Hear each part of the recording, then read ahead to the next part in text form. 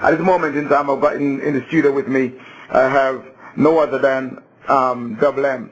Now, the reason why I have you here today is that we're going to discuss young people. In case you do not know, excuse me, between January and now, 7 young men below the age of 16 has been killed, mainly by the knife. Before that, we had a lot of people who've been shot by the gun, back in London town and also in all over in other places over in England. But right now, in just last week, we've had 2 young boys. I said men. 2 young boys that have been stabbed. One 14, one 15, and they have been stabbed by a 13-year-old youth. Now, I'm asking yourself this question: is the street really that dangerous, or is it just that young people create the danger? Preacher is asking the question, why do young people feel the need to arm themselves? So before I actually go into this spiel, I'm going to ask DoubleM a few questions, a couple of questions. Greetings, DoubleM, welcome. Hello. You got to speak louder, they can't hear you. Hello. Yeah, welcome to the Praise and Worship Show. Let me just ask you a few questions. I know you've got your own agenda there a moment, but I intend to catch you off guard at the moment. Do you feel that you need to harm yourself when you go out at night? Harm myself? You don't feel you need to carry a weapon? Nope. Do girls of your age feel that they have to carry a weapon when they go out? Nope.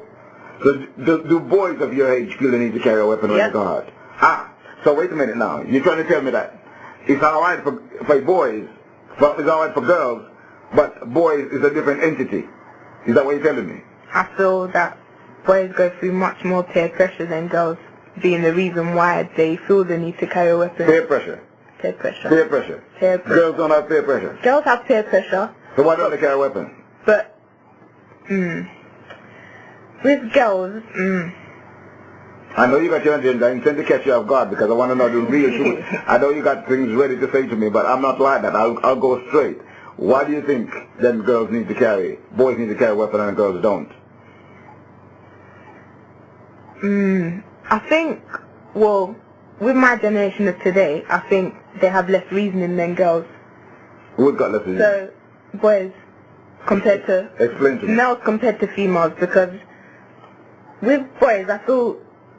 They feel that they have to be big, they have to be recognized, they have to have that respect from people. Which people?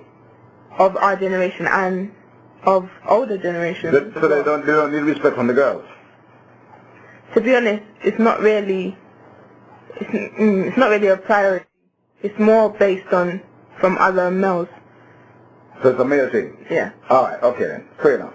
Now, do you feel then that they're creating this danger, or the danger does exist?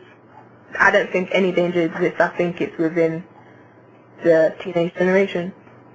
And what? Okay. And so, if you think it's within the teenage generation, boys generation, what is the root of it? You think?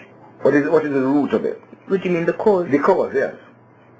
I think there could be many reasons, because it could be from lack of role models for once. Okay. Because if you think back, it is to do peer pressure, but again, it's also to do with no role models.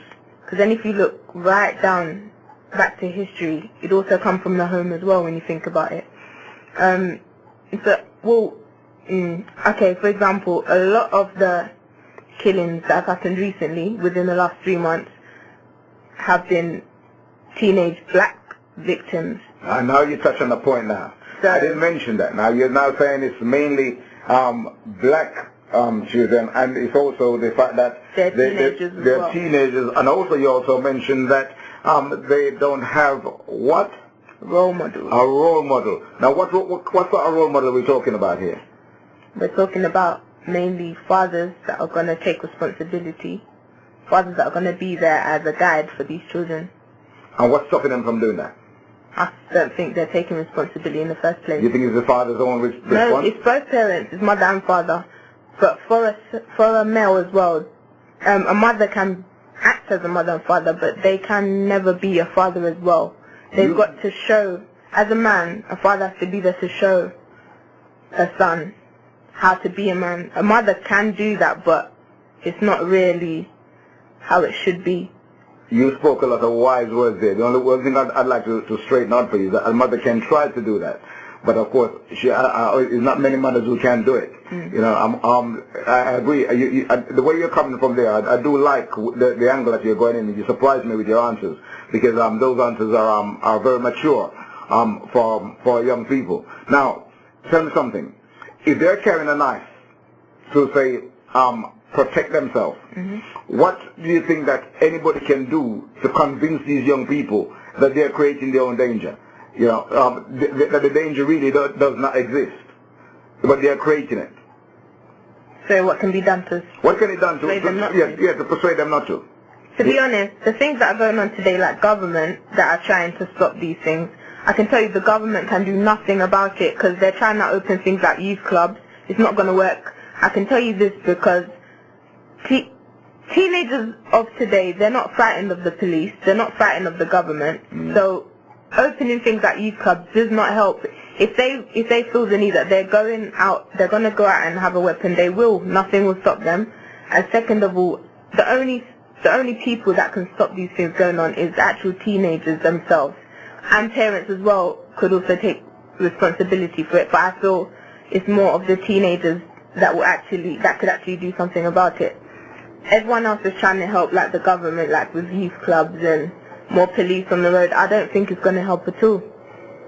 Well, I know that knives has been around since my generation. I know that people used to carry knives. One of the main things that they used to use it for, of course, was to peel orange. You know, but nowadays, I mean, there's a few knife fights while I was growing up, but it is nothing on the scale of what it is now. You know, and I totally agree with you about the parents' responsibility.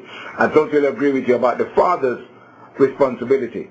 I also agree with you that you know, that the government has played a big part in this by taking a lot of power out of the hands of parents. There's a thing called human rights, and this human rights is destroying the entire world. There's only a thing called child line. If your parents talk to you in a bad way, you're going to phone up the child line. If your parents ask you to do anything that you don't like doing, you're going to phone up child line. And so because of that, of course, the parents have got no control in their homes. And the men will, of course, like you mentioned, are not the men what men used to be. One time a man used to have a child and says, I am the father, you do exactly what I tell you, when I tell you and how I told you. But nowadays, of course, that has totally changed. Now then, why do you feel then that the need that